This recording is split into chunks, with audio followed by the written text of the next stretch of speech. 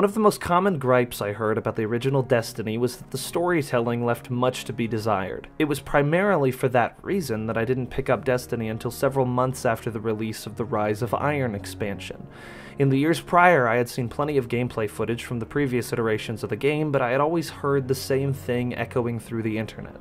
The story isn't really anything. All that to say, once I did get into Destiny, I knew I'd be in it for the long haul. Playing through the original content did leave me feeling those common complaints, but I found myself much more interested in the later content within the Taken King and Rise of Iron expansions.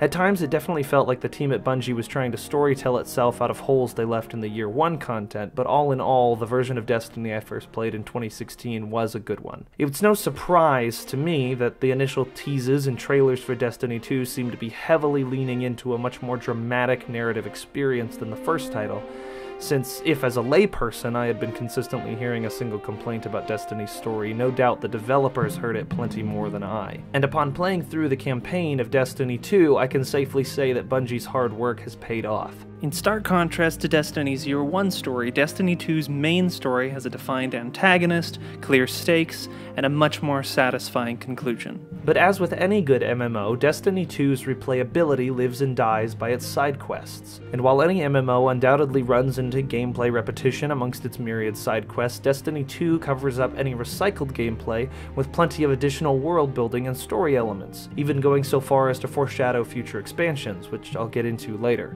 While the bulk of Destiny 2's main campaign, or Red War missions, follows the events of a Cabal incursion of Earth's last city, there were still the standard, oh, now you go to this planet so that we can reintroduce this standard enemy race from the first game missions to fill the gaps in the Red War saga. And while those missions felt far fluffier than the one-on-one interactions with the Red Legion, the adventures you'll encounter elaborate on those familiar enemies in satisfying ways. For example, a handful of the adventures on Io dabble with the idea that perhaps something weird is happening to the Taken. I mean, the Taken were already pretty weird, but perhaps they're under new leadership. A certain Taken Red Legion commander in the EDZ is only further evidence this may be the case.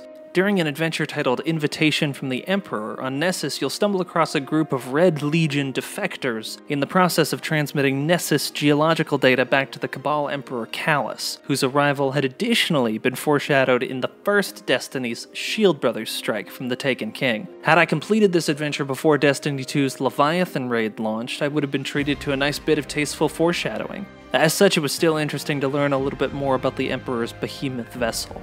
A different adventure on Nessus sends your Ghost on a Vex fishing expedition, but as they attempt to communicate with the enigmatic machine's collective mind, they're booted out of the system by someone self-identified as Osiris, Ikora Rey's old mentor and former head of the Vanguard. And sure enough, the first expansion to Destiny 2 formally introduced the Renegade Warlock, and sent players out into Mercury's infinite forest to defeat a legion of Vex from the past, present, and future. But the team at Bungie really has a knack for foreshadowing events like this months or even years before they occur. The most extreme case being a mission on Io foreshadowed in Halo 2. I know it's more of an Easter egg than real foreshadowing, but we'll just roll with it. Now, between the release of Warmind and Forsaken, Bungie snuck in a secret mission called The Whisper. Go ahead, Cortana. Another Whisper, sir, near Io. We have probes en route. Accessible only on Io at certain times and during a specific public event.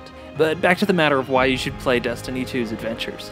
If you are a fan of collecting Grimoire information in Destiny 1, the adventures are the new Grimoire. I mean, there's a lot of story objects to interact with out in the world, but the adventures will give you the most bang for your narrative buck. So even if you feel like the rewards aren't worth your time, there is a lot of neat storytelling to be found out in the world of Destiny 2.